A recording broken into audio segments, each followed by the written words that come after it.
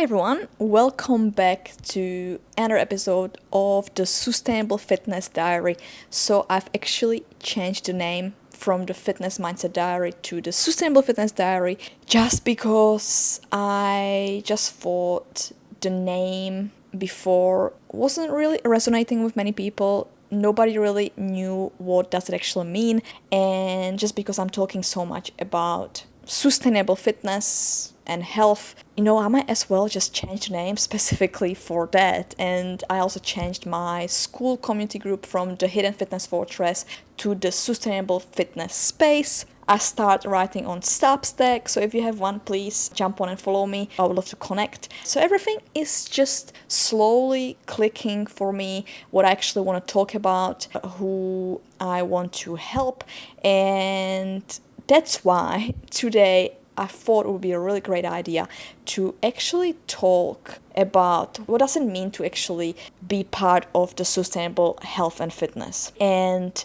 one of the biggest things to have a sustainable fitness routine is to acknowledge small wins and keep stacking them over time. You heard me talking about it probably before, the importance of small wins. The biggest goal for creating sustainable fitness habits is to get rid of the on and off cycle, because that's the biggest culprit for creating consistent habits. The reason why is it happening so much, and I see it all the time just because I'm a personal trainer at the gym, is that people setting up themselves with too rigid goals and big expectations. People join the gym and straight away they just say, I am here to just train 5 days per week, or I want to lose 15 kilograms and I want to stop them right there. You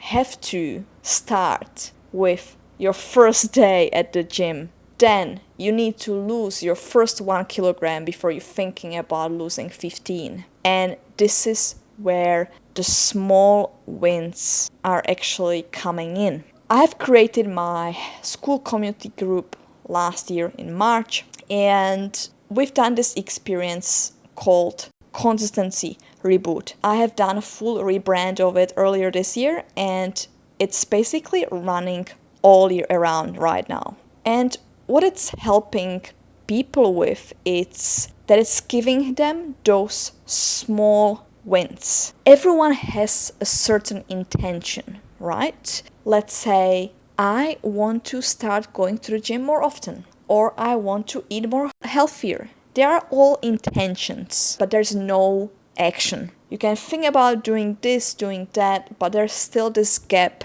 we need to overcome so you can finally start working on your habits. So this is what I have done with my members in the past 2 months. People say there are two intentions, whatever they are, when it comes to like health and fitness related, right? From there, what they do is to create two small actions. I call them anchor actions. And those anchor actions are actually a small version of a habit. So if my intention is to improve my nutrition, I'll think about what's one small thing I can do this week to help me improve it. So what I've done myself personally, this is actually my intention, improving nutrition. I have just decided that I'm going to eat 1 apple a day. Sounds quite ridiculous, right?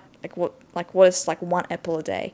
It actually, again, it helps me to eat more, and it helps me to eat more fruit. So I've done that. I've created what, where, when, frequency, and the backup plan if the action doesn't happen. So I've started with what? Eating an apple. Where?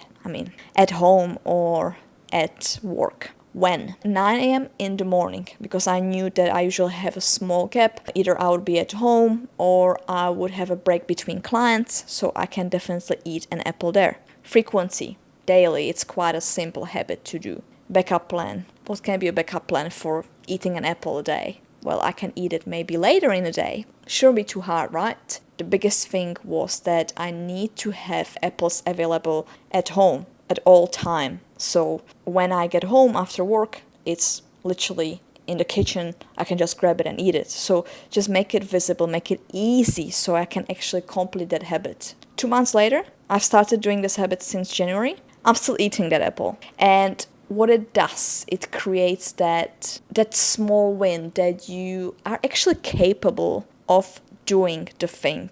Instead of just saying to myself, oh, I'm just going to change my nutrition completely and I'm going to eat this certain thing at 9 a.m. Even if I'm not used to it, I'm going to change my lunch, I'm going to change my dinner.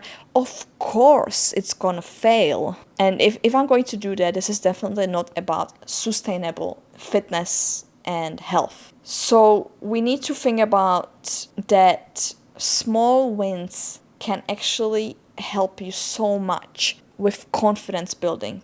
The more you do it, the more you believe in yourself, it improves your self-esteem. You're doing that daily or weekly, and then you are like, I can probably add more. Now I'm eating an apple every single day. Well, now I can perhaps change my lunch. Maybe I can start meal prepping lunch 3 times per week. Again, I don't have to do it every day. I can do it 3 times a week. And that's what I'm teaching inside the group, that we are just trying to do those small anchor action to create that habit we want in our life. And that's what makes a huge difference between sustainable fitness and, let's say, 6-week challenge.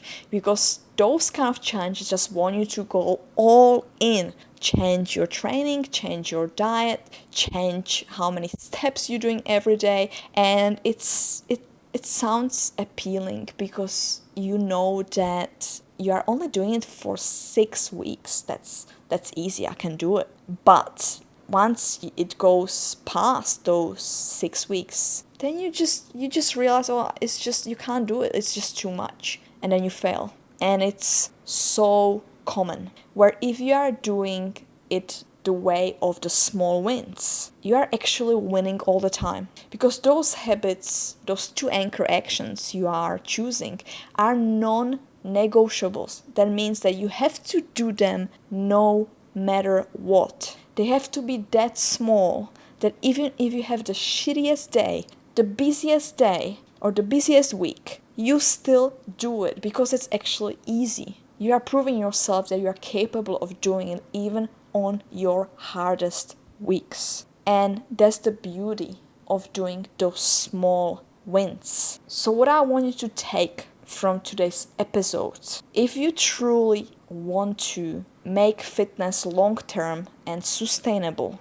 you need to start small. We all want to make changes. We all struggling with time. We all have different priorities. And I want you to understand that fitness doesn't have to be your priority right now. But it doesn't mean that it might not be a priority in the upcoming months. You can still do something, just a small thing, to help you work on your health and fitness. So start small, and I can guarantee you, you will have a successful, sustainable fitness journey. I'll talk to you in the next episode.